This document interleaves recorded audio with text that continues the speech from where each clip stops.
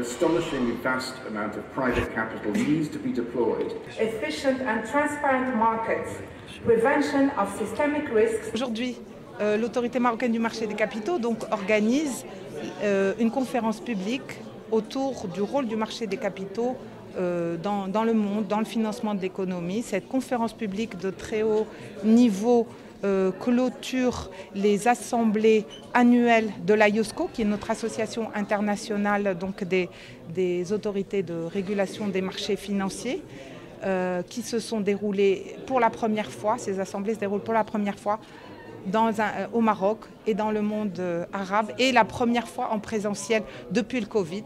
Cette conférence sous le haut patronage de Sa Majesté, que Dieu l'assiste, va nous permettre d'évoquer tous les sujets importants, le rôle du marché des capitaux dans ce contexte de crise, mais également pour financer l'investissement, sujet très important dans le monde et aujourd'hui d'actualité au Maroc. Le rôle et l'approche des régulateurs face à l'innovation des marchés financiers, l'engagement de ces autorités pour le financement du développement durable. L'autorité marocaine du marché des capitaux avait été pionnière lors de la COP22. Le Maroc a une feuille de route nationale pour financer le développement durable. Nous menons des actions, mais nous devons aller plus loin pour améliorer la coopération avec nos homologues. J'ai le plaisir et pour la deuxième fois, j'ai été élue à la tête du comité Afrique et Moyen-Orient au sein de l'OICV, et tous ces sujets, notamment des sujets d'éducation financière, de financement de la PME, des start-up, le financement également de la transition climatique, sont des sujets, et l'inclusion financière sont des sujets aussi très spécifiques à notre continent et au marché financier africain et par là marocain. Alors l'IOSCO, c'est quoi? C'est tout simplement l'organisation mondiale qui regroupe plus de 130 juridictions, et nous contrôlons en tant que membres de l'OICV 95% du secteur financier au niveau mondial. Nous organisons chaque année une assemblée générale avec de nombreux workshops, et je suis ravi que l'autorité marocaine du marché des capitaux ait pris l'initiative d'organiser ça avec une organisation remarquable, et je tiens à en féliciter la présidente Nayat qui a mené ça de façon magistrale.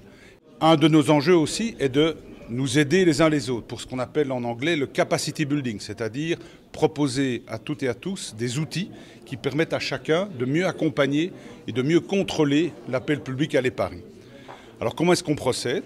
Tout simplement, on fait ce qu'on appelle un risk outlook. Donc on voit quelle est l'évolution des risques. Comme vous le savez, je dirais un des points de préoccupation, c'est la volatilité sur les marchés, le coût de l'énergie, l'inflation. Donc nous en tenons compte pour affiner notre plan de contrôle.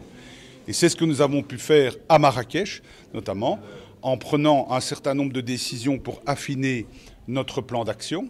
Le Maroc est signataire depuis longtemps des accords de coopération en matière d'échange d'informations. La Belgique aussi depuis longtemps.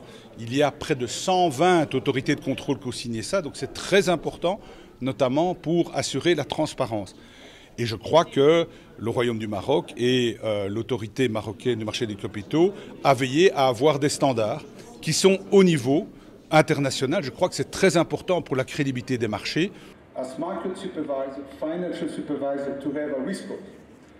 L'AMMC organise aujourd'hui une conférence sous le haut patronage de Sa Majesté le Roi, que Dieu l'assiste, sur la commission des marchés des capitaux en marge de la 47e assemblée annuelle de cette organisation. C'est la première fois qu'une telle manifestation se tient au Maroc, la troisième fois en Afrique.